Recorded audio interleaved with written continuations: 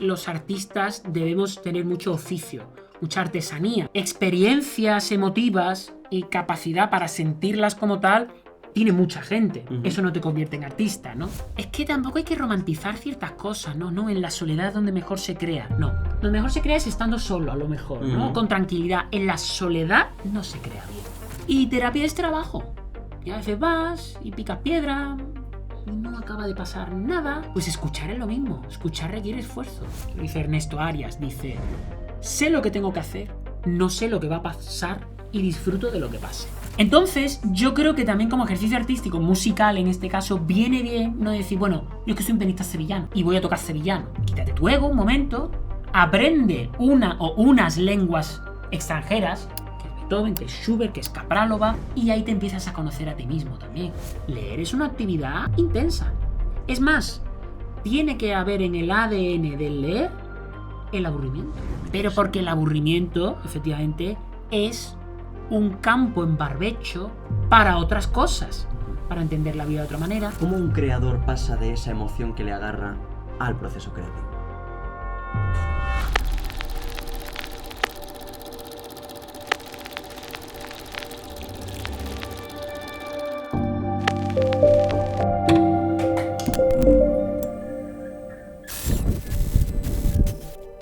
Uno puede existir y hacer, pero poco sirve si no hay algo detrás, o quizás sí. La curiosidad nos enseña, si acaso se despierta. En las artes todo es moda, y las modas son barridas por el viento de los tiempos. Si nos arrogamos el derecho a reírnos de los códigos interpretativos del pasado, le estamos dando vía libre al futuro para que haga lo mismo con nosotros. Quizás es el precio a pagar para que nada muera. La música existe cuando es representada. Los compositores facilitan textos a los intérpretes para su representación. Los intérpretes representamos la música. Nada de lo que pienso tiene validez, pero lo creo firmemente.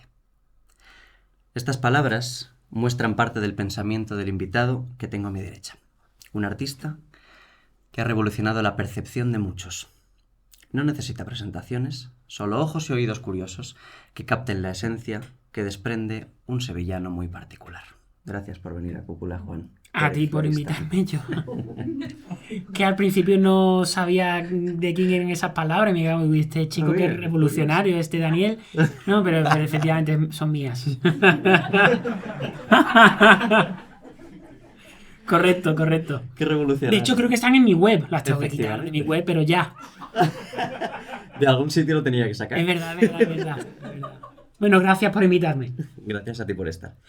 Si una persona de repente que pasa por la calle le preguntas, ¿tú conoces a Juan Pérez Floristán? Y te dice, no, ¿qué le dirías? ¿Quién es Juan Pérez Floristán? Ah, claro, te diría, digo que normal que no le conozca. Claro. Pero, ¿qué le diría? Sí. Bueno, que es un pianista. Bueno, no voy a hablar en tercera persona como Aida Nízar, que soy pianista de música clásica. Aida Nízar, vaya referencia, acabo de soltar aquí. Antigua, pero bueno. Pianista de música clásica de Sevilla, como bien has dicho. Poco más, ¿no? Bueno, sí. Que me busque en YouTube. Vale. Me diría. ¿Y qué diría Juan, entonces? No, Juan. No una persona hablando de Juan, sino ¿qué diría Juan de quién es? Bueno, tendría que ver si me interesa también conocer a esa persona. Claro. Y si me interesa, pues digo que nos vayan a tomar unas cañas, ¿no? Ajá. Me preferiría que me contara él o ella quién es. ¿Qué es un currículum para Juan? Pues mira, yo estoy haciendo una obra de Belenis Moreno Gil y Óscar Escudero, que molaría mucho que les invitaras, por cierto. Y se llama Bio, The Work About Your Pianist Life. Bio, la obra sobre tu vida pianística. Que juega un poco, de una manera un poco posmoderna, con la biografía del que la está tocando. Ajá. Entonces, la obra que tiene realidad aumentada, proyecciones, yo toco, hablo. Bueno, todo, incluso me llego a semidesnudar en el escenario, una cosa muy loca. Porque ellos juegan precisamente con esa idea de qué es un currículum, ¿no? Y ellos tienen una idea que me encanta, que dicen que un currículum es una especie de subgénero literario, una especie de autoficción cercano a las novelas de caballería, por ejemplo, ¿no? Y dicen también que es una imprenta identitaria. Bueno, un documento de barbarie, porque dicen que es una imprenta identitaria que cuantas más copias expide, más va borrando al sujeto que contiene. ¿Cómo te queda? Estoy bastante de acuerdo con esa definición. Y más allá de todo eso, es una herramienta de trabajo. Claro. Has tenido una carrera tremenda y eres muy joven todavía. ¿Cómo son esos inicios? Eres una persona muy familiar, por lo que puedo deducir. Sí. ¿Y cómo son esos inicios de ese Juan en Sevilla, empezando con un instrumento y con una familia tan particular? Bueno, yo diría que a lo mejor parecido a los tuyos, ¿no? Ajá. Familia musical, artística, un piano en mi casa desde que nazco, porque mi madre es pianista, mi padre director de orquesta. Entonces, rodeada de música. Desde pequeñito, a los 7 años empiezo en el grado elemental. Uh-huh. Se sigue llamando grado elemental, ¿no? Sí, creo. Grado profesional es el que ha cambiado, entonces era medio. Y bueno, y estudiando con mi madre a la vez en casa y tal, y como algo que me gustaba mucho, que sentía una cierta facilidad también. Yo uno de los primeros recuerdos así que tengo más realmente frikis, en el sentido de uno entender por dónde van los tiros. Bueno, frikis era que yo subtitulaba Naruto. A mí me hace gracia ahora vosotros, los jóvenes, que estáis con el manga y el anime, que estáis que no cagáis.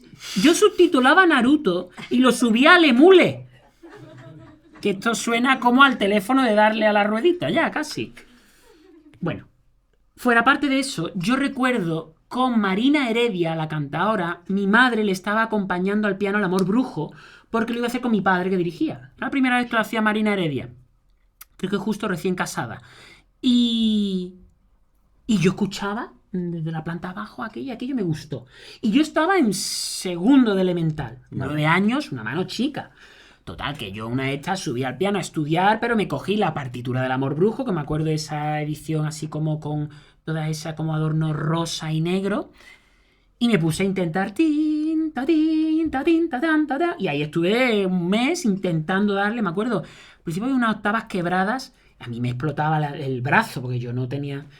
Pero eso, mis padres desde abajo escucharon y dijeron, pero ¿este niño qué hace?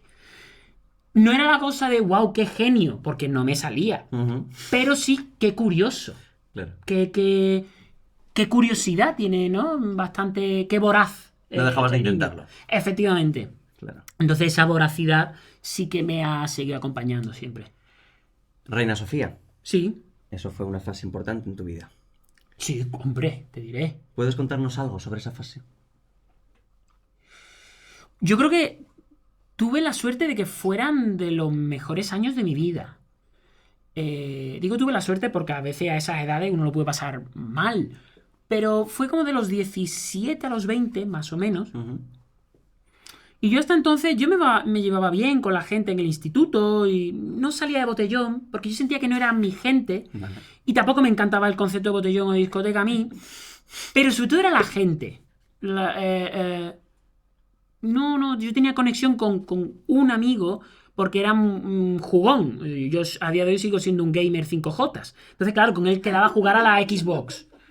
Pero bueno, no tenía mi círculo. Claro, llego a Madrid a la Escuela Reina Sofía y digo, tate, este es mi círculo. Esta es mi gente. Vale. Y ya con ellos salí de fiesta. Porque ahí ya sí me sentía yo a gusto. Entonces, recuerdo una conexión muy fuerte y muy profunda y muy bonita con Mari Carmen, con Lucas, con Pablo, con Guille, con Javi, con Joaquín, en fin, y tantos otros, de hacer música juntos, de entrar en la cabina de estudio de uno, practicar, por ejemplo, mucho la primera vista y la cámara, entrar en la cabina de uno contrabajista o lo que fuera, ¿qué estás tocando? Pues tal, te lo acompaño a primera vista, venga, con las risas, pero anda que no se practica así. Muchos conciertos, porque la escuela te daba muchas oportunidades de tocar en público, claro, en audiciones y en lo que fuera, y yo cogía todas las que podía, porque me gustaba, me encantaba. Mucho repertorio. Galina, mi profesora, a la que quiero mucho, Galina Egiazarova, una señora soviética tremenda y con la que aprendí mucho.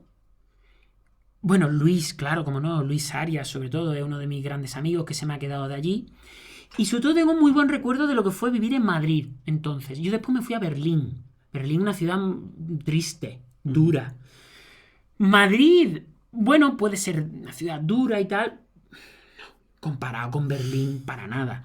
Entonces yo era muy feliz aquí. Recuerdo sobre todo las primavera-verano, allí en ese edificio en Plaza de Oriente, con esas vistas, final del curso, ya pasaba la última audición.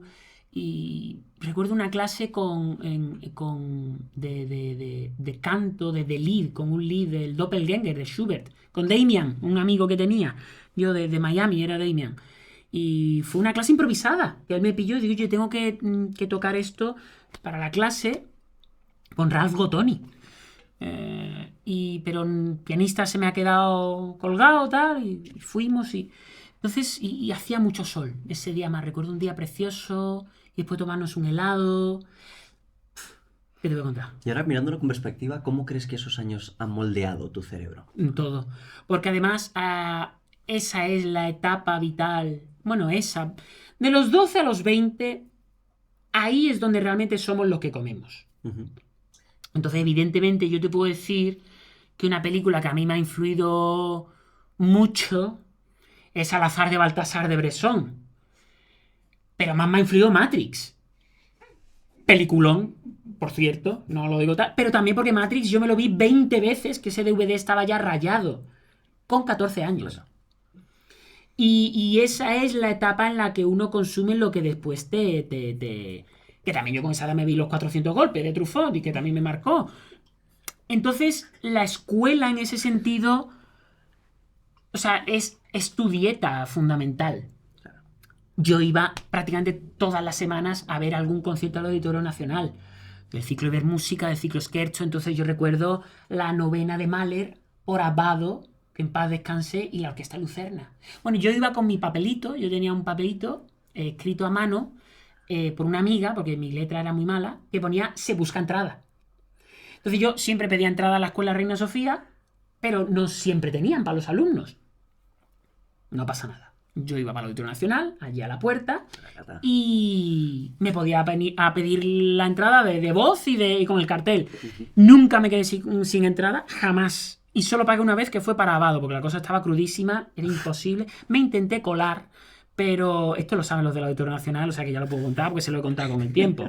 Pero ese día iba la reina, entonces había una seguridad en el auditorio que no estaba la cosa para colarse. Y ese concierto, ¿cómo lo voy a olvidar? Yo estaba sentado en los bancos de coro, por lo cual no es la mejor acústica, pero yo estaba justo detrás del timbalero. Entonces, claro, yo tenía a Abbado aquí. Eras uno más de la orquesta. Era uno más de la orquesta. Viendo a Abbado con la novena de Mahler, que al final van bajando las luces poco a poco. Yo creo que hubo un silencio como de 4 o 5 minutos después. Pues claro, esos son los recuerdos que a ti realmente te marcan. La primera vez que escuché el cuarteto de Ben, tocaron en formato sexteto El Souvenir de Florencia Tchaikovsky y La Noche Transfigurada de Schoenberg. Eso no se me va a olvidar en la vida. Y después, cuando tienes que hacer un proceso creativo, algo de interpretación, algo de composición, algo de escritura, ver una película, claro, cuando has vivido estas cosas, te vienen recuerdos de estos eventos. En ese momento, obviamente, viene una emoción al cuerpo, ¿no? Que te agarra. ¿Cómo un creador pasa de esa emoción que le agarra al proceso creativo? O sea, si tú estás, por ejemplo, estudiando una obra y de repente te agarra ese recuerdo, o te agarra esa inspiración y lo muestras. Claro. ¿Cómo se vive eso? A ver, yo creo que el tema es que los artistas debemos tener mucho oficio, mucha artesanía, porque experiencias emotivas y capacidad para sentirlas como tal tiene mucha gente. Eso no te convierte en artista, ¿no? Claro. Y yo creo que también en las artes, hasta en el arte actoral, tiene que haber un mínimo nivel de abstracción. Si no se convierte en algo que está muy de moda, que es la autoficción, que bueno, eso puede interesar o no. Entonces, los recuerdos pueden tocarme a mí la fibra sensible. Lo bonito es cómo yo, de todo ese magma personal, hago otra cosa. Otra cosa que incluso tiene algo de distancia conmigo, necesaria para que, como quien dice, los versos sean del que los necesita y no del poeta, ¿no? Y yo creo que en ese sentido, estamos antes hablando de la técnica Chekhov, por ejemplo, y Chekhov habla mucho de algo que habla mucho Goethe, pero que habla mucho también Matisse, que es de la observación. De la observación. El artista yo creo que es el gran observador. Y observar no es nada fácil. Y es un músculo que se entrena y que si no lo entrenas no ves. Una observación desprejuiciada del mundo.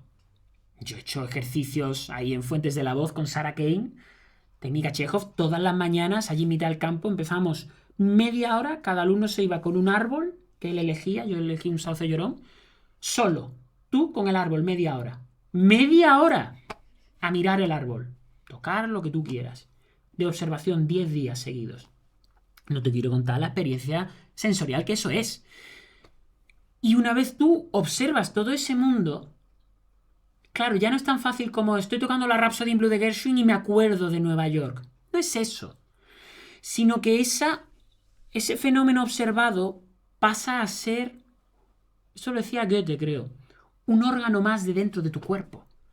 Pasa a ser una tecla más de tu cuerpo que tú puedes tocar y que puedes evocar. Por eso Chekhov habla de que a partir de esa observación tienes que ir al gesto, a la abstracción. Yo no soy tan partidario entonces de utilizar recuerdos puros y duros personales, claro, incluso como músico. Entonces ese trabajo de decantación, de observación y decantación y de quedarte con esa esencia de que observas el paisaje exterior, eso lo decía Matisse, pero cuando pintas tu paisaje interior. Pero en tu paisaje interior está todo lo que has observado, si lo has observado bien. Creo que, yéndome un poco por las ramas, eso es lo que te diría. ¿Entonces existe el papel en blanco? No, y menos mal. O sea, existe el olvido, y el olvido es necesario para crear. A nivel de individuo y de generación, hay que olvidar. Y uno de los principales problemas que tenemos es la cultura archivística y enciclopédica occidental, que se convierte en una mochila. Es necesario hacer la genealogía del flamenco, oral, como ha sido siempre y que hay que archivarlo tal, pero cuidado que esa genealogía no le empiece a pasar como a la clásica, que de tanta genealogía dices, vale, ¿y yo ahora cómo creo? Con todo esto detrás y tan presente, no, detrás no, delante de mí, ¿no? Claro. Pero la hoja en blanco no existe, siempre son iteraciones, son variaciones de lo mismo. Ya sé que suena cliché, pero es que es verdad. Está la Ilíada y el resto son variaciones de la Ilíada, como quien dice. Te has rodeado de muchísimas personas que te han podido abrir los ojos de muchas maneras distintas. Viendo a esas personas, ¿qué particularidad tienen que los hace geniales? Pues justo lo estaba pensando hoy y digo, hay que ver que siempre me suelo arrimar a los maestros y maestras ya de una edad.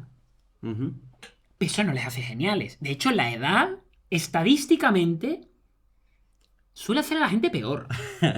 Pero por una cosa simplemente de cansancio. O sea, yo lo entiendo. Yo ya con 32 años a veces veo el mundo y digo, claro, yo con 80 a lo mejor cierro, echo la llave, una cerilla y digo, ahí os quedáis. Yo lo entiendo. Y Matrix por vez número... Por eso yo cuando veo maestros con 80 años con ganas, que les gusta trabajar con gente joven, para mí es mi role model. Digo, yo quiero llegar a 80 años así, con ganas de seguir trabajando y descubriendo, ¿no? Pero sí, siempre me he juntado a esa gente, normalmente de cierta edad, porque quizás, justo decías que yo decía algo de las modas. Claro, una opinión, por definición, siempre tiene su contrario. Está una opinión y está la opinión contraria. Entonces, intentar peinar eso, rastrillarlo, para intentar quedarte con algo que sea mínimamente verdad o perdurable, es un ejercicio que creo que viene muy bien a cualquier artista. Y para eso sirve entrar en contacto con alguien pues, que trabajó con Grotowski o que trabajó con Golden Weiser o que trabajó... En fin, gente que literalmente pertenece a otra era y que sigue viva. Y eso es curita de humildad. Y también tienen un sentido del trabajo y de la dedicación normalmente además ajeno a la industria. Gente como Ferenc Rados. ¿Cuánta gente, cuánto músico ha peregrinado hacia Ferenc Rados? Pero Ferenc Rados no lo conoce el público, ni la industria. Ahora, músicos incluso de fama internacional que tú dirías que no te lo imaginarías, fue con Ferenc Rados en su momento, ¿no? Como a beber de una fuente, digamos. ¿Podrías hablarnos un poco más de Ferenc Rados? No podría, porque solo di 2 clases con él. Yo no soy de los alumnos de Rados. Entonces a mí me marcó mucho, aprendí muchísimo de él, He aprendido más de Claudio Martínez Mener, simplemente porque he tenido más contacto con él. Y también porque Rados, por cómo era, me trató mal, claro. Mal, entiéndase, no nada delictivo, ni mucho menos.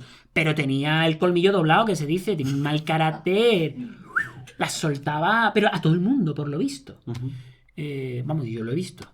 Entonces, yo creo que hemos sentido todo el mundo su pérdida. Creo que ha sido de estas pocas influencias que tú dices que son netamente positivas en el mundo.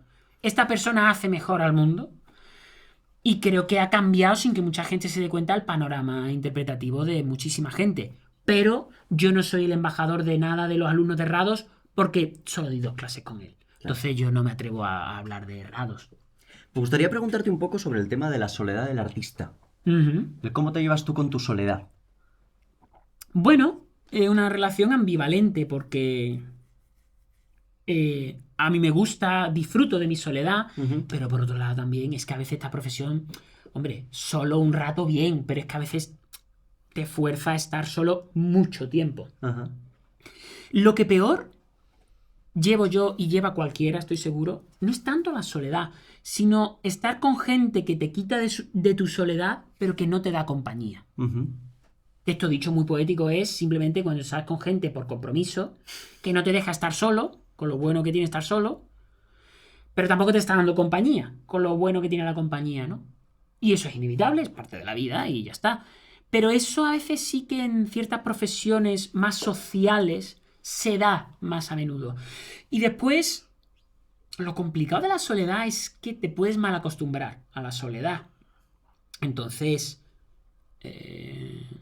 bueno, no tienes que olvidar también a sociabilizar, ¿no? Y a comportarte. No a comportarte, ¿no? Pero a saber apreciar los gustos de la compañía y de la buena compañía, ¿sabes? Sobre todo porque yo soy una persona que tiendo a irme mucho a mi mundo. Yo soy una persona que desde pequeñito una pantalla, por ejemplo, me agarraba la atención de una manera, y todo esto antes del slop de TikTok y todo eso, que claro, yo ahora vengo de comer y había un niño de 4 años puesto con un móvil, con un vídeo de esos de ella generado tal, y estaban dando comida al niño así, me he deprimido.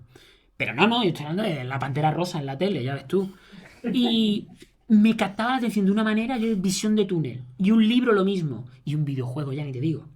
Entonces, yo también tengo que tener un poco de cuidado con eso. Porque si no, me voy. Claro, porque es lo mismo estar solo que la soledad. Claro, efectivamente, no. Efectivamente. Entonces, claro, si hablamos de la soledad con la connotación negativa que tiene, la soledad del artista, pues una mierda, claro, evidentemente. Claro. Que es que tampoco hay que romantizar ciertas cosas, ¿no? No, en la soledad es donde mejor se crea. No, donde mejor se crea es estando solo, a lo mejor, ¿no? Con tranquilidad. En la soledad, o estando en un momento malo emocionalmente, no se crea bien. Tú te atreves a bajar a ciertos pozos emocionales cuando tú estás bien. Claro. Y tú tienes una casa a la que volver, una casa emocional y física y todo. Si tú estás mal, tú estás intranquilo. Y si tú estás intranquilo, pues entonces... No, pero claro, Schumann, si se hubiera medicado, a lo mejor no hubiera compuesto lo que compuso. O hubiera compuesto el doble. Claro. Porque no hubiera tenido esos días en los que estaba tirado en la cama que no podía. Bueno, y habría que ver lo que hubiera compuesto Clara Schumann, porque no tendría que haber estado cuidando de Robert. Con lo cual, no romanticemos la soledad, la tuberculosis, la esquizofrenia, porque eso es la imagen decimonónica del artista. Claro. Se me ha ido ahora mismo la pregunta que te quería hacer. Ah, sí. Tú eres destacado por una persona que no se ha quedado únicamente en el piano clásico. Has expandido unos parámetros de creación, de arte, de... El cine, la actuación, forman parte de tu vida. Sí. ¿Cómo nace esta inquietud tan grande? Como ya te he dicho antes, mis primeros recuerdos son musicales y son cinematográficos. Mi padre me inculcó también una gran cinefilia.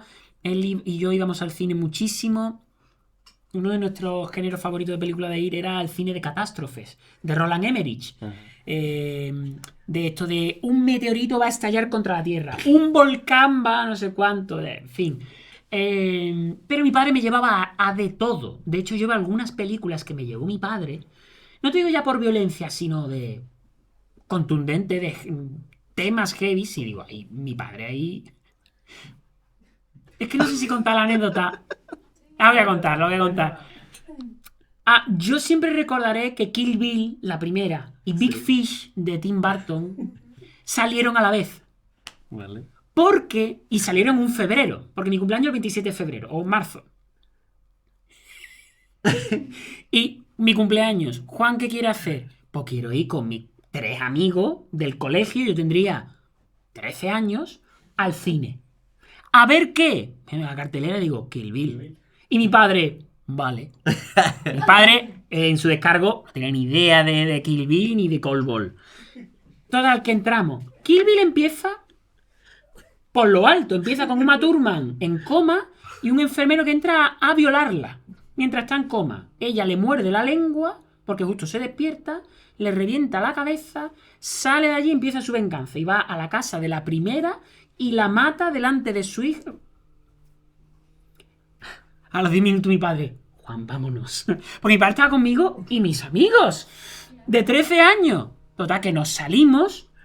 Mi padre dijo, vamos a la sala de al lado, Big Fish. Por eso me acuerdo, y fumaba Big Fish. Película preciosa, vamos, yo me harto ya la cada vez que la veo. Y a la semana me llevó mi padre a Kill Bill, también te digo. A verla, porque le dije, yo esto quiero verlo. Y claro, era por mis amiguitos. Pero yo fui a verla y ya ves, salió pacifista. Pero todo esto, ¿a qué venía? Bueno, el cine y el teatro en tu vida. Me venía de muy pequeñito. Y yo ya en 2020, que me vuelvo a Sevilla, pleno COVID, y el COVID nos dejó a todos un poco tocados. Se habla poco del COVID, por cierto, parece que no existió, ¿verdad? Eso es una locura, que no estemos hablando del COVID ya nada. Pero si quieren no hablamos del COVID. Pero el caso es que yo estaba en Sevilla y dije, el cine siempre me ha encantado. De detrás de las cámaras. Y yo quiero hacer algo de eso. Pero en Sevilla, claro, si me dijera que vivo en Terrassa, pues me voy a las CAC, ¿no? Pero en Sevilla no había nada. Pregunté y me dijeron, bueno, pues si no, métete a algo de actuar al otro lado. Digo, venga, vale, pues perfecto, algo de teatro. Y empecé allí, y claro, ¿quién me iba a decir que aquello me iba a encantar? Me encantó. Conocí a mi actual pareja, para colmo, en las clases de teatro, lo que no la actuación. Y seguí. Y me gusta. Es verdad que ahora ha cambiado un poco la perspectiva. Compara con mis entrevistas de 2021, por ahí. Porque la gente lee las cosas en diagonal. Y aún creo que el año pasado alguien me dijo, ay, pero tú no habías dejado el piano. Y yo me digo, ¿cómo? No sé, que te ibas a meter a actuar, tal. Y me digo, ¿pero en qué momento he dicho yo que voy a dejar el piano? Claro. Entonces me doy cuenta que, por desgracia, el discurso o lo escribes en tu web o no eres dueño de él. Entonces yo ahora, de una manera también más sana, lo tengo más ubicado en una parte privada mía. Sí, privada mía de diversión y crecimiento personal y de intentar, oye, que salga algún proyecto genial, me encantaría. Actoral musical. A veces, pues yo qué sé, para la escuela con la que colaboro en Sevilla, pues les he traducido alguna obra de teatro de Tennessee Williams para los alumnos, tal, no sé qué. O escribo guiones, no sé cuánto, contacto a productora, pero eso, cosa mía, ¿sabes? Porque si no... Has dicho, ¿no? Antes lo de la figura más abierta, más tal. Pero sí. Al final yo quiero saber, ¿esta película es una comedia o es una tragedia? No me vengas con... Yo soy muy amigo de Rodrigo Cortés. Y Escape, que me encantó, su última película. Claro, tú intentas describir eso, a ver cómo te explico yo qué es Escape. Ahí están las cifras de taquilla. No ha sido una catástrofe, pero no... Entonces, claro, también con los artistas pasa un poco eso. Como, muy bonito, tal. ¿Tú qué eres? ¿Tú eres pianista o tú qué eres? ¿Un saltimbanqui o...? Entonces, bueno, pues hay que ser más prudente a veces con eso. Protegerlo más. Lo protejo más como algo muy preciado mío, ¿sabes? Sí, que se puede desvirtuar, ¿no? Sí, o que te lo pueden echar en cara, o que lo pueden interpretar de una manera capciosa. Si yo me voy a tu librería, ¿qué puedo encontrar? Bueno, una parte de ensayística, de pensamiento. Último que estoy leyendo es La consagración de la autenticidad, de Lipovetsky. Buenísimo. Mucha novela gráfica, cómic. Aquí no ponen novela gráfica, son cómics. Tebeos de Alan Moore, de Frank Miller, de Isusi, uno de Paco Roca también. ¿Qué más? Mucho teatro.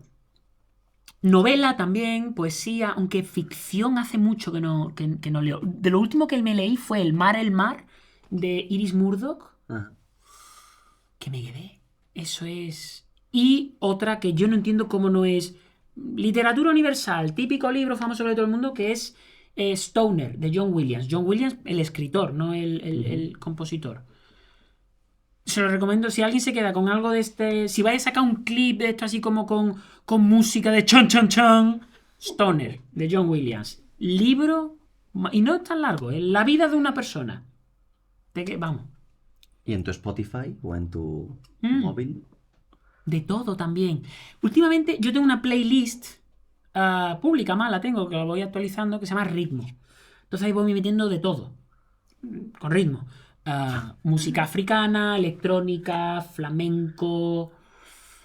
Es que son muy eclécticos. Jazz, por supuesto, también. Son muy eclécticos mis gustos. Entonces yo voy como por manías, por obsesiones, y de repente me quedo con un álbum y lo escucho mucho. Hay dos artistas que nunca me han abandonado, curiosamente, que son James Blake y Bill Callahan. Lo sigo escuchando siempre, siempre. Y sobre todo el último álbum de James Blake, que se lo escuché aquí en el Botánico en directo. Ay, James, qué músico es, increíble. Cuando estás estudiando una obra de repertorio clásico, por ejemplo, ¿sueles escuchar a otras personas tocando esas obras? Depende. Sí, últimamente es algo más, sí, porque ya me siento con una voz personal suficientemente desarrollada como para no sentir que tengo que tener cuidado con la influencia. Vale. Porque al final, cuando te enfrentas a un grande del piano, en este caso, y tú eres muy pequeño. Y eso es como meterte dentro de una tormenta que te puede arrastrar, ¿no? Claro.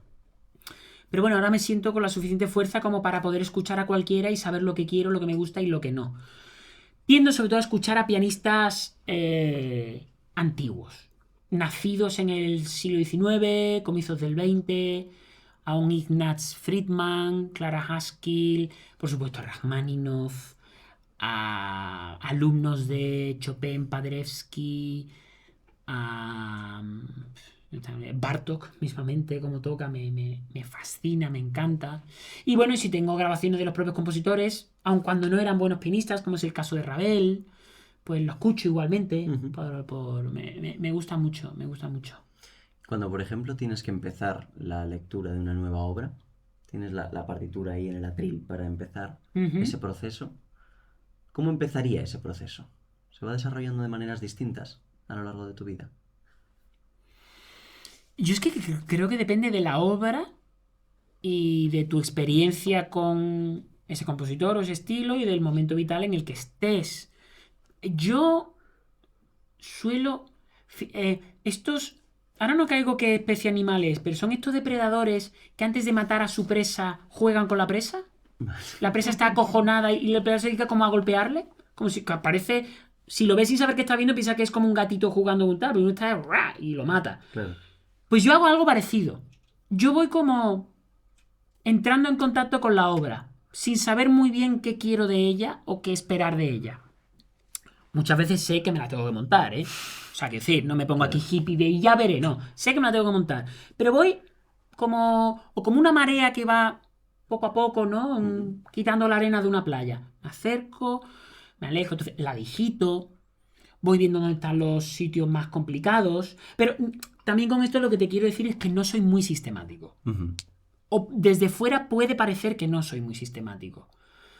Y también depende del tiempo que me den. Si es una obra muy difícil y tengo un mes nada más, pues a macha martillo, no hay otra. Pero no me gusta hacer eso.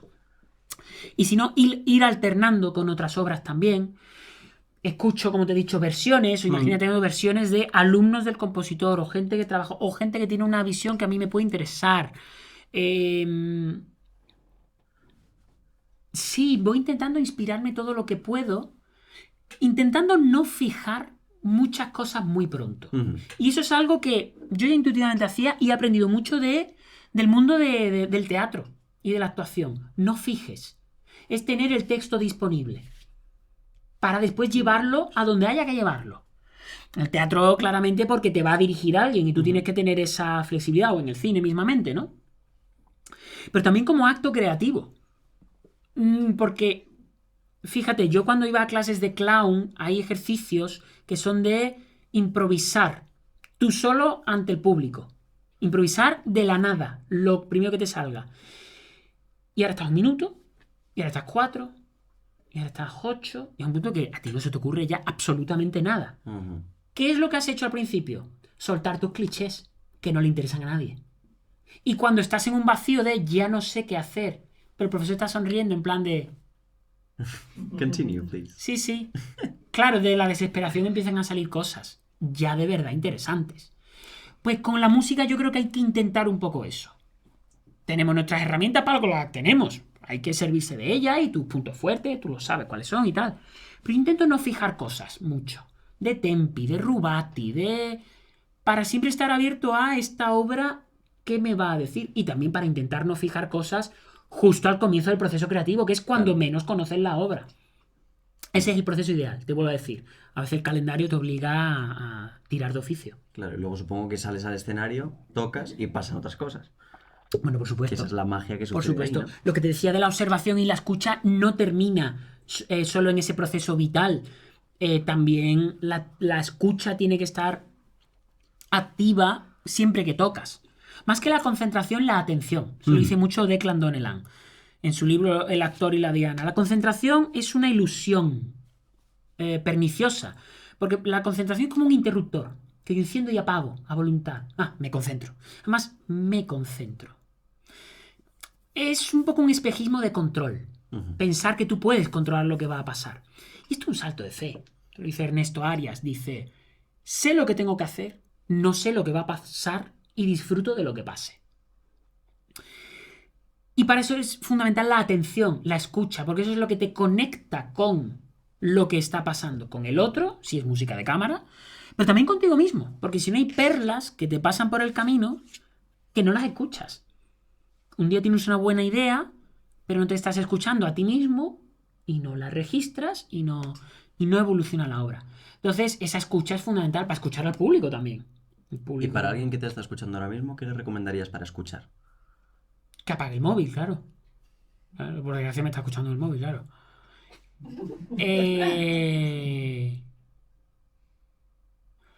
Pues que ese es el mayor reto del siglo XXI.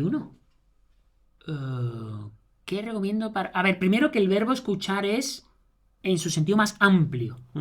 Percibir. Yo te diría que... O sea, a mí me da mucha pena morirme. Y creo que a todos. Otra cosa que no lo pensemos día a día, porque no hay que pensarlo, porque si no... Entonces la vida, por larga que sea, es corta. ¿No? Hace 200 años, alguien que vivía 30 años dice que puede vivir 90 y diría, qué larga. Ahora mismo 90 y decimos, otros 90 a lo mejor ya viviría bien vividos. Entonces es difícil no caer y entrar en el ruido. Pero el ruido te utiliza. Mira, voy a citar a Byung-Chul Han en su discurso de hace poco del premio Príncipe de Asturias. Esto no es el producto. Yo soy el producto de esto, del móvil y del iPad. Y además, no como metáfora, literalmente. Mi información es el producto. Tenemos poco tiempo en esta vida. Claro, pero esto suena muy Mr. Wonderful. El problema es que ¿cómo se aterriza esto? ¿Cómo aterrizo yo el sentido de mi mortalidad para escuchar? Eso es un trabajo. Y uso la palabra trabajo porque trabajo es algo que no gusta. O sea, el trabajo en sí como palabra de tengo que trabajar. Pues chicos, hay cosas que se trabajan en esta vida y que al principio cuestan y que no... Esto es como terapia. Terapia no es la cosa de voy y tengo ahora una serie de iluminaciones y... Terapia a veces ir... Esto lo decía un personaje de Rick and Morty, curiosamente. Y terapia es trabajo. Y a veces vas y picas piedra, y no acaba de pasar nada. Y bueno, vuelves a ir la semana que viene y te duele un poco, te deja tal. Pues escuchar es lo mismo. Escuchar requiere esfuerzo. Y claro, yo sé que a día de hoy todo el esfuerzo se pone en el lado del producto. Yo tengo que crear el producto, yo tengo que acercar al producto, yo tengo que tal, y el cliente lleva la razón. Pero un puente se construye desde dos orillas. Y si tú como público estás empezando a sentir que los días te están pasando uno tras de otro iguales y que toda la música te suena igual y que todas las películas se te ven igual y tal, piensa que a lo mejor no es tanto el problema de es que en los 60 la música era mejor. Mentira. Tú te vas a un sitio de vinilos, que aquí hay tanto vinilos de segunda mano, y te vas a los que valen 1 euro al peso, los flipas. Qué música más mala. Es horrible. Claro, música de los 60, claro, Led Zeppelin y King Crimson y los Beatles. Pero había cientos de grupos, ¿eh? Claro. O sea, que es. No pongamos tanto la culpa a la industria. Mira cuáles son tus hábitos. Y eso no es fácil. Leí una frase que mencionabas sobre la responsabilidad del público. Sí. ¿Esto de la escucha tiene que ver con la responsabilidad del público? Totalmente, claro, yo lo estaba uniendo con eso. Tiene que haber una escuela del público y ahí tenemos responsabilidad también nosotros. Tenemos que formar al público. Uh-huh. Porque yo es que no sé si lo que hacemos es para las masas, para el gran público. Desde luego que nadie me diga que es que esto antes era para el gran público y ya no. Esto nunca ha sido para el gran público. Yo, como no soy Nostradamus, no me atrevo a decir que nunca lo va a ser. Sospecho que no, pero quién sabe. Sospecho que no. Entonces, tenemos que crear escuela de público. Pero claro, ¿eso qué quiere decir? Eso suena muy poco sexy. ¿Cómo? ¿Escuela de público? ¿Esto qué es?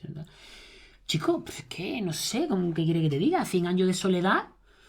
No es para cualquiera, ojo, esto no es elitismo, es para cualquiera en el momento que te lo compras por 4 perras o te lo pirateas, me da igual. Pero digo que el que abre el libro, a las 5 páginas, muchos se bajan del libro. Normal. Es que también no vamos a fetichizar ahora el leer. Leer es una actividad intensa. Es más, tiene que haber en el ADN del leer el aburrimiento. Leer tiene una pequeña parte de aburrimiento. Y está en la decisión del lector. Pero porque el aburrimiento, efectivamente, es un campo en barbecho para otras cosas. Para entender la vida de otra manera, para conectar con otros ritmos y para... Es que hay ciertas ideas que requieren de ese desarrollo y de ese espacio y de esa mesura. Más que aburrimiento, de ese espacio, de ese vacío. Eso no está hecho para todo el mundo. Está hecho para que se acerque quien quiera. Entonces, bueno, yo puedo prometer una gran recompensa retardada. Claro, ese es el tema. Esto, la literatura, la música clásica, a veces te da recompensa inmediata, pero mucha de esa otra recompensa es una recompensa con retardo, con demora. Claro, no sé. Supongo que también mientras van pasando los años se comprime el tiempo. Y entonces el valor de 1 minuto quizás es menor, ¿no? Claro. Es quizás un acto de un mago, ¿no? El que un músico salga a un escenario y pueda transformar 1 minuto en una obra musical, ¿no? Sí, yo creo que por eso el concierto en vivo o sigue siendo, o tiene que mantenerse, o tiene que recuperar sus raíces rituales. Un ritual vacío es una rutina. Eso le pasa, por ejemplo, a la misa, por ejemplo, católica. Yo a veces pienso, digo, si esto tuviera una ritualística tal, pues a lo mejor iba yo a misa también. Pero es que... qué aburrimiento de oficio. Claro. El oficio... Si yo lo veo y digo, a ver, yo hace poco he estado en Nápoles y en Roma. Claro, tú ves eso y digo, alabado sea el Señor. Pero porque entendían perfectamente que lo extático y lo espiritual va de la mano de lo estético. Por lo menos la concepción barroca católica europea. La protestante es otra cosa. Entonces, volviendo a los conciertos, hay algo que debe ser mágico en ese sentido, ¿no?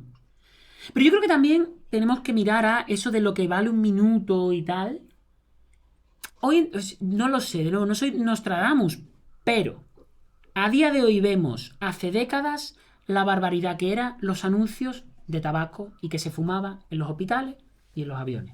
Vemos que era una barbaridad la gasolina con plomo y que hubo ya varios científicos que dijeron esta gasolina tiene plomo y el ambiente estará lleno de plomo, y como hubo unos lobbies tremendos para que durante años no cambiara la ley por lo del plomo. Ya cambió. Por si alguien se ha preguntado alguna vez por qué siempre pone gasolina sin plomo, ¿acaso existe con plomo? Bueno, pues por eso, porque antes era con plomo. Flipa.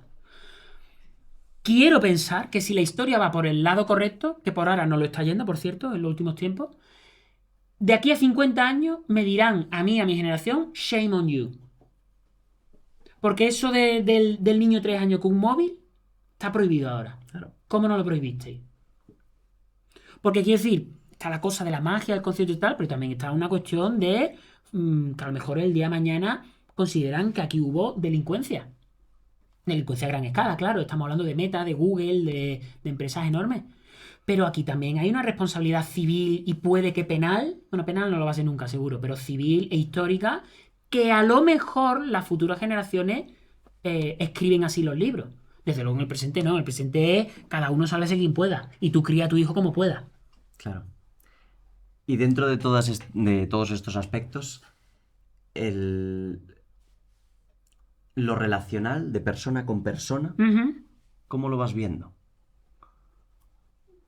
A ver, es lo típico. Hombre, si queremos que este reel sea viral, te diría mal. La gente ahora está peor que tal. Pero eso es también como lo fácil. Es que hay de todo en la viña del Hay de Señor. todo. Entonces, por un lado, muy mal. Hay gente con mucha soledad, con una falta de desarrollo social. Se sabe que a nivel cognitivo a esos niños de 3 años no hay que ponerle tanto estímulo visual y tanto colorinchi. Que eso a nivel estructural, neuronal, es malo. Pero por otro lado también hay una contracorriente del comercio local, de las redes locales. Pasa que en España no hay tanta tradición de movimiento civil, o por lo menos desde el franquismo. No político, sino civil. Y eso aquí no hay tanta tradición de eso, no hay tantas redes de apoyo que puedan sostener en tiempos donde de repente hay más soledad, hay más poder empresarial, de multinacionales, o la política va por lugares que tal, que haya ahí como una resistencia civil, de sociedad civil, no lo hay tanto en España. Pero bueno, lo va habiendo, hay gente con muy buenas intenciones, creo que hay gente que usa muy bien las redes sociales para una divulgación, para una contracorriente, para una narrativa diferente, y casi en cualquier gremio. Mismamente estamos bombardeados de canales de YouTube y de Instagram de recetas, pero que no valen nada, que son todo puro clickbait, mucho ruido, mucho tal. Hoy te voy a enseñar y no te enseñan nada. Y de repente ayer descubrí un canal de YouTube de un cocinero italiano con una GoPro aquí en el que no habla. Gracias. Y es 9 minutos cocinando sin cortes. Y ves exactamente cómo cortar la albahaca, cómo la pasta la hecha, tal. Y eso existe en YouTube también. Y yo en YouTube he aprendido de cine, ¡buh!, lo más grande. En videoensayos de 3 horas, que me sorprende que yo tenga la suerte de tener eso gratis. Y después está el Chocas. Claro. Lo que sí te diría, evidentemente, que Internet, que era aquel foro de las ideas que iba a ser tal, eso hace años que dejó de serlo. Porque tanto ruido, los que de verdad algo tienen que decir, no tienen que luchar contra los otros que tienen que decir, tienen que luchar contra el ruido. Llega un punto que tú llevas 30 años ya con esto de la música, que sabes más ya que... Y ahora dices, yo ahora tengo que estar compitiendo con gente, con arribistas que no tienen ni idea. Hay un punto de desesperanza ya que dice, bueno, me callo porque si no me quedo solo. Me encantaría que el público pudiera hacerle algunas preguntas. Ah, sí, no sabía que había Claro. preguntas del público. Tu madre a lo mejor creo que tiene ganas. A ver quién tiene alguna preguntilla por ahí. Un café, Juan Pérez Floristal, ¿con quién tomarías un café? ¿Con qué músico tomarías un café? Bueno, café no, ya te he dicho antes No, que a mí café me pone nervioso el café. Un té o un agua, lo que sea. Sí, claro. Esa puerta que se abre y dice, con este Uf. compositor yo querría, con ese pianista, con ese... Bueno, dice que incluso que estuviera muerto, lo que sea y tal. Totalmente, ahí te dejo libertad. Claro. Con Bartók, o con Ravel, o con Falla, con ese grupito que había en París allí. Stravinsky, Picasso, Ravel, Falla, Turina, Ricardo Viñes. Haber Un estado café ahí común ahí. Vamos, como esto es Midnight in Paris, lo que estoy diciendo, Ya, ya. básicamente. Me noche de París. Irme a los años 20 a París, ya está. Sí, probablemente. Sí. O eso, o si no, ya que estamos, me voy a Antigua Grecia. Allí con los cabreros, debajo de un olivo. Me moriría a los 30 años probablemente y sin dientes, y a saber. Eso que te lleva. Pero no, ver un Sófocles allí, cómo era, cómo vivía aquella gente el teatro, cómo... Hombre, claro, me iría, pero de patricio, evidentemente. O de ciudadano griego, no de esclavo, claro. No soy tonto. Sí. A ver, más preguntas. No es que me ha llamado la atención porque empiezas contando tu historia, hijo de pianista, director de orquesta, es decir, rodeado de música, estudias piano. Luego pasas por un montón de maestras y maestros. Para ser un gran pianista hace falta tanta influencia, tanto maestro, o es que tú eras un poco manta y si no lo hacías casi de cabo. Claro, buena pregunta. Pues fíjate, te diría que si te parece que yo he tenido muchos maestros, en verdad yo no he tenido tantos. O sea, yo estoy en la media un poco, porque después hay mucho músico y mucho actor y tal con el síndrome un poco de la profesoritis o de la titulitis. O sea, que no se atreven a ya quedarse en el mercado laboral nada más y van encadenando másters, profesores, que lo entiendo perfectamente, porque hace frío en el mundo.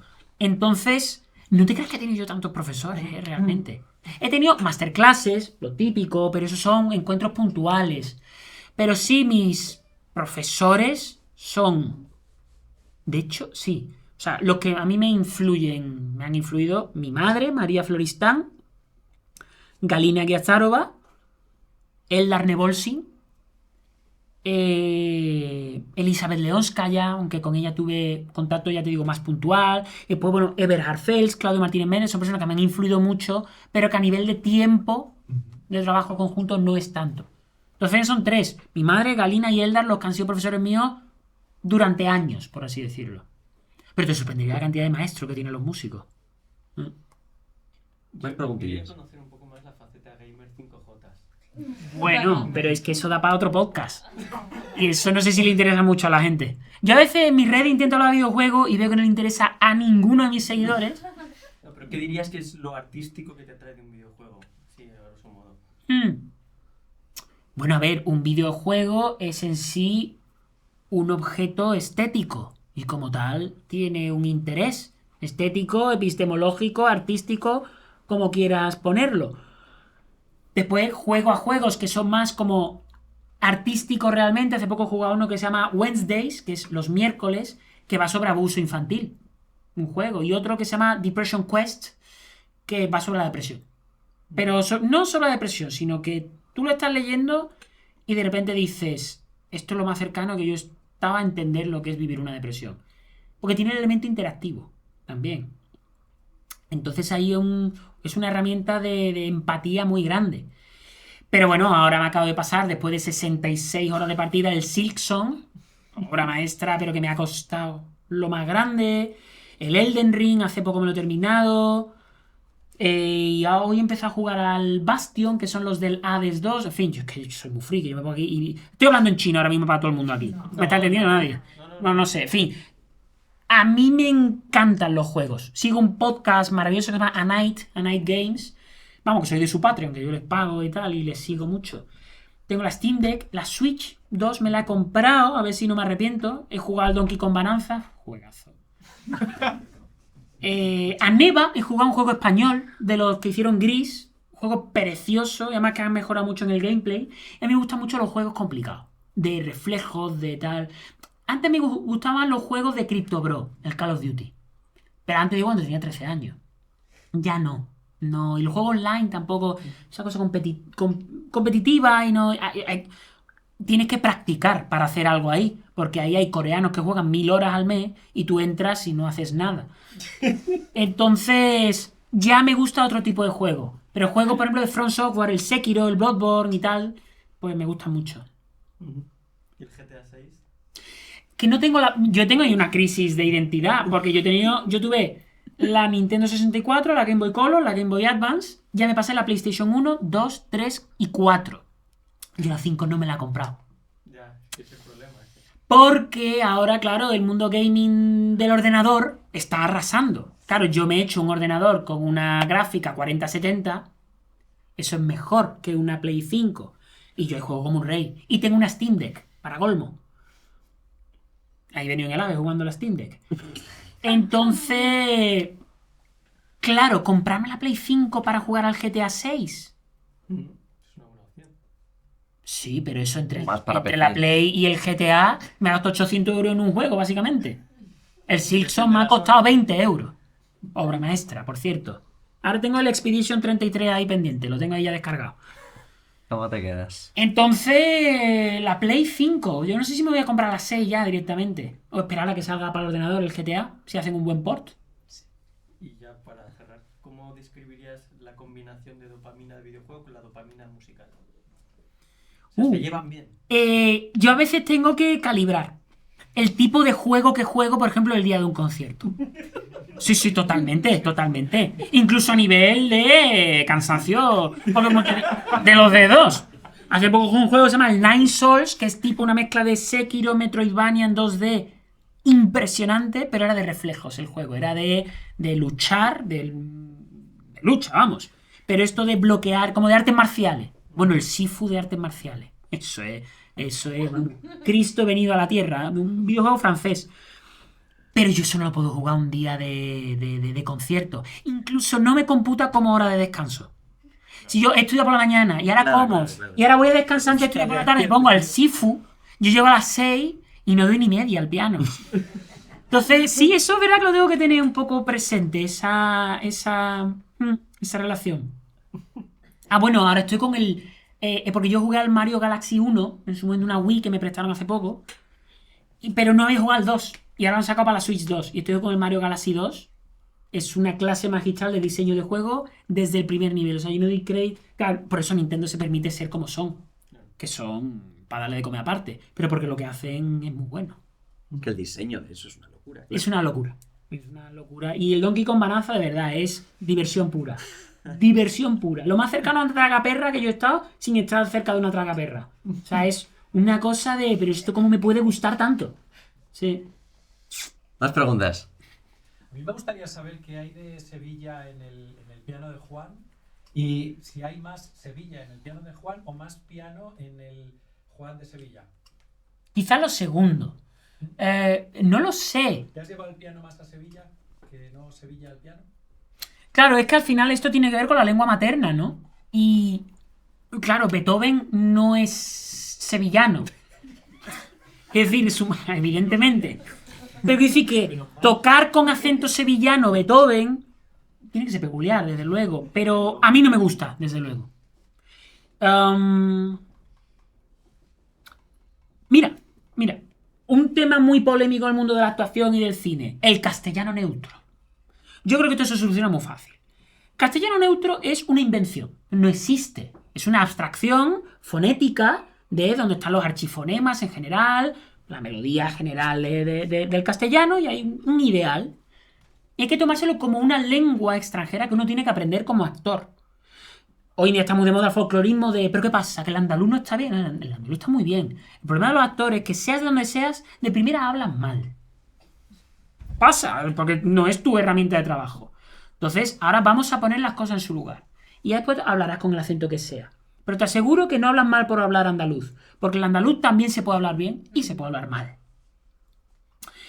Entonces, yo creo que también como ejercicio artístico, musical en este caso, viene bien no decir, bueno, yo es que soy un pianista sevillano y voy a tocar sevillano.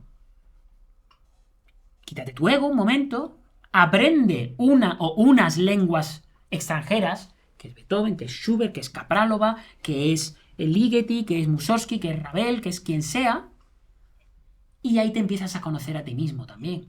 Porque cuando yo también empecé a trabajar mi voz, con Vicente Fuentes, y mi dicción, y la fonética, bueno, descubrí que yo no estaba siendo yo cuando hablaba. Es que a veces nos agarramos demasiado a nuestra identidad ya como por defecto. Si no vas a ser artista, ok, pero si vas a ser artista, parte de tu identidad y de tu ser es tu herramienta de trabajo. Tienes que trabajarla. Y como músico lo mismo. Tú tienes que tocar muchos palos y tienes que acostumbrarte a... Entonces, yo no es que reniegue de mi sevillanía, pero decía lo del lienzo en blanco. Tienes que intentar encontrar tu lienzo en blanco. ¿Cuál es tu yo neutro a partir del cual tú puedas volar? Allí o allí o allí. Y ya después sí que es el público el que puede identificar más la pasión sevillana que yo le pongo, ¿no? La carne en el asador. Aunque a veces me pregunto si esos son más clichés que dicen los críticos y el público, porque tampoco saben muy bien qué decir, o porque les ha gustado, pero no saben decir por qué. Y dicen, bueno, claro, es que es muy apasionado porque, claro, es de Sevilla. Bueno, en Sevilla hay gente muy sosa también, ¿eh? Entonces, bueno, no sé. No lo sé, tampoco toco mucho repertorio español. Entonces, ay, claro, un repertorio español, digo, apártese, que aquí vengo yo. Claro, lógicamente. Bueno, es que no tengo ni que hacer lo que me sale solo. Ay, sí, claro. ¿Y para quién haces arte? ¿Cómo? ¿Para quién haces arte? No soy de la escuela esta de John Cage de a quién le importa si escuchas. Creo aún así que eso es hijo de su tiempo y que bueno, que tampoco es una frase que hay que tenerle muy en cuenta a John Cage. Le escuché, creo que era un músico de jazz decir, y le voy a copiar, porque me gustó mucho. Yo toco para el público, pero porque el primer miembro del público que me escucha soy yo. Ahí lo uno con lo de la escucha. Entonces yo creo, y eso es complicado a veces, hace falta cierta distancia entre el intérprete y el instrumento, incluso como actor también. No distancia de frialdad, pero sí perspectiva. Entonces yo sí toco para yo escuchar. Hay una especie de disociación ahí, ¿no? Entonces, si acaso podría decir que toco para mí, pero también entendiéndome a mí como público, como oyente, ¿no? Como... Y después, sobre todo, a veces pienso cuando tus fuerzas flaquean, hay a veces que hay personas del público, por mail, por Instagram, en el camerino, pasa pocas veces, pero que te vienen y no solo a felicitar, sino que de repente te dan las gracias de una manera muy honesta, que de repente entiendes, se entiende perfectamente que te está diciendo la verdad de una manera honesta de lo importante que es la música para esa persona, o incluso a veces directamente lo importante que es tu música. Y cuando me lo han dicho, incluso me han hablado a lo mejor de alguna enfermedad personal que han tenido, del acompañamiento de la música, etcétera. Desde a veces el anonimato que hay en el escenario del público, que a veces te planteas, ¿quién hay ahí? ¿Qué estoy haciendo? A veces me agarro a esos recuerdos de hay gente que de verdad esto le llega, por lo visto. Y entonces, bueno, te agarras a eso también un poco. Yo tenía una pregunta también. Combinando un poco con tu faceta de teatro, bueno, actoral, ¿cuál ha sido tu proximidad o tu relación con el mundo de la improvisación? Porque claro, en el mundo del teatro es una cosa que quizá muy desde el principio es muy común, ¿no? Este tipo de clases experimentales donde se le pone a una persona directamente bajo unos parámetros, pero una impresión. Pero claro, en el mundo de la música, y más en la música clásica, al que yo también, claro, pertenezco, no es tan común desde un principio, cuando se entra a un conservatorio, cuando un maestro te enseña, hay un poco de todo, ¿no? Entonces, tú, que eres un músico tan amplio, me gustaría saber cuál ha sido tu cercanía. A mí me da pena que yo desde pequeñito no recibiera y se me diera clases de improvisación desde pequeño. Porque eso es algo que de nuevo parece magia negra, pero es algo que se enseña también, que se practica. Yo diría de nuevo, aquí Nostradamus, si la historia va por el buen camino, y creo que en este caso sí que parece que va por ahí, yo creo que el tema de improvisar va bastante por ahí los tiros, e incluso la música clásica. Porque cada vez hay más músicos, pianistas y tal que improvisan. Y músicos de alto nivel, y famosos y tal, que improvisan. Yo diría que quien empiece con la música ahora, de pequeñito, que desde el primer día, de alguna manera se meta con profesores de improvisación. Entonces yo tengo una relación, sobre todo personal, con pianistas como Moisés, que ha venido aquí. ¿Moisés no hablaste de videojuegos con él? No. Pero si es un friki de los videojuegos igual que yo. La de audios que nos mandamos, hemos hecho de videojuegos. Andrés Barrios, Daud Salim. Entonces, bueno, toco para ellos, compartimos y yo lo poco que puedo aprendo, pero no tengo el tiempo. Curiosamente, en teatro, a mí la improvisación es de lo que mejor se me ha dado siempre desde el principio. Ahí se me daba... La improvisación siempre impone, siempre te pones nervioso, que es parte de la gracia. Pero sí, ahí sí se me da muy bien, o sea, se me da bien. Me siento cómodo y me gusta aprender y se me da bien. Sí, qué coño, la improvisación. En música, es que no lo he practicado, no lo he hecho. La improvisación musical es más abstracta también. Claro, pero luego también me surge la pregunta, ¿qué parte hay de improvisación en cuando tú sales a un escenario de un auditorio y tienes que tocar un recital de 1 hora? Quiero decir, tú sabes qué piezas vas a tocar, pero también de alguna manera en la mentalidad de uno hay una parte de improvisación muy grande, en el sentido de tirarse al vacío. Claro, perdona, yo estaba hablando como de la improvisación como una práctica Claro, aparte, sí, pero, entiendo que lo estábamos separando. pero evidentemente lo que tú dices es, ahí sí me siento afortunado de haber entendido, vale, no he podido estudiar y aprender a improvisar, pero sí he entendido la semillita de lo que es improvisar, la actitud del improvisador ante la música. Y yo te diría que es la actitud que intento tener en cada compás de cada cosa que toco. Claro, es difícil tener esa actitud sin caer en la excentricidad vacía. Improvisar no es, no se me ocurre muy bien lo que tengo que hacer, voy a soltar aquí cosas y bueno, y que suene diferente a lo que hace la gente. No, pero la creación en el momento.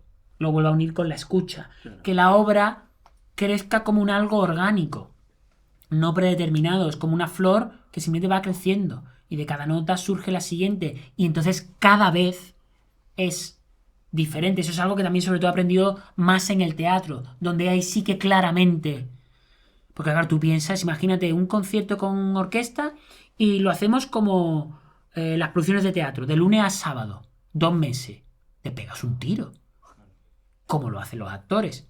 Es otra forma artística, hombre, es cansado también, y repetitivo, pero es que es otra forma artística, donde hay mucho más lugar a esa exploración. No a sacar los pies del tiesto, que también, a veces el director tiene que ir a las 2 semanas para volver a los actores y decirle, oye, señores, ¿para qué hemos ensayado?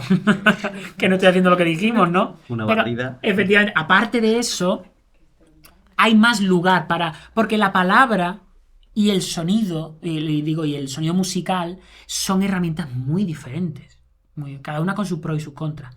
Y en ese sentido de la creación y la exploración, función tras función, la palabra y el teatro son mucho más agradecidos. En la música realmente tienes que hacer un esfuerzo espiritual grande para reencontrarte a ti mismo siempre en la música que haces.